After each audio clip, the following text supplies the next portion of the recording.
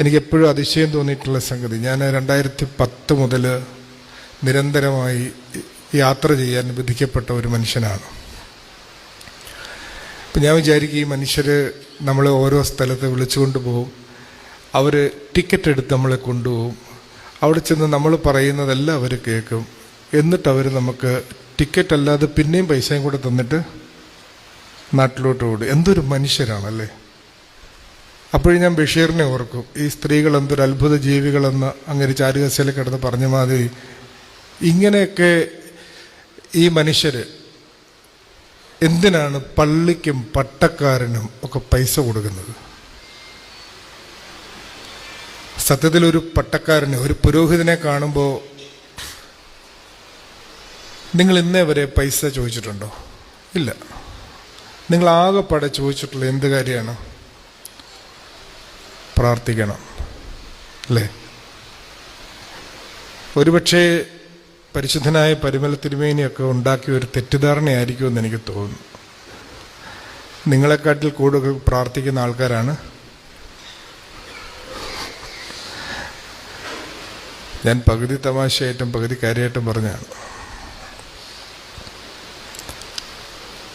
ഒരു പുരോഹിതൻ്റെ കയ്യിൽ ഒരാൾ ഒരു പണം കൊടുക്കുന്നെങ്കിൽ അയാളുടെ വിശ്വാസം അയാൾ ദൈവത്തിന് സമർപ്പിക്കുന്നു എന്നാണ്. കാരണം ആ പണം അയാൾ പുരോഹിതനല്ല കൊടുത്തത്, പുരോഹിതൻ്റെ കയ്യിലൂടെ ആർക്കോ അയാൾ കൊടുത്തയക്കുന്ന ഒന്നാണ്. ഏതൊരു പുരോഹിതനും ഏതൊരു ദേവാലയവും ഒരു പോസ്റ്റ്മാൻ്റെയും പോസ്റ്റ് ഓഫീസിൻ്റെയും പണിയുള്ളതിന് ഒരു മാധ്യമം മാത്രമാണ്. ഈ പ്രവാസികളായ മനുഷ്യർ അവരുടെ വിരഹത്തിൻ്റെ വേദനയും അവരുടെ വിയർപ്പിൻ്റെ ഗന്ധവും അവരുടെ കണ്ണുനീരിൻ്റെ ഉപ്പും ഒക്കെ ചേർത്ത് വെച്ച് പണിതതാണ് ഈ സഭയുടെ ഭൗതിക വളർച്ച മുഴുവൻ.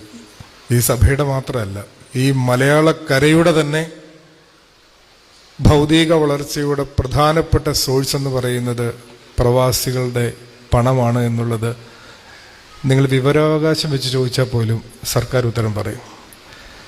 അതുകൊണ്ട് സഭയുടെ ആത്മീയ വളർച്ചയിൽ വലിയ സംഭാവന നൽകിയ സൺഡേ സ്കൂൾ അധ്യാപകരെയും ആത്മീക വർധനവിന് വേണ്ടി അധ്വാനിച്ച സൺഡേ സ്കൂൾ അധ്യാപകരെയും സമാന്തരമായി ഭൗതിക വർധനവിന് വേണ്ടി ഈ സ്ഥാപനങ്ങളെല്ലാം രൂപപ്പെടുത്തുന്നതിന്, എത്രയോ ജീവകാരുണ്യ പ്രവർത്തനങ്ങൾ നടത്തുന്നതിന് നിദാനമായി തീർന്ന എല്ലാ പ്രവാസികൾക്കും നിങ്ങളുടെ സ്നേഹത്തിനും ഹൃദയപൂർവമായ നന്ദിയും ആദരവും സമർപ്പിച്ചുകൊണ്ട് ഞാൻ എൻ്റെ വാക്കുകൾ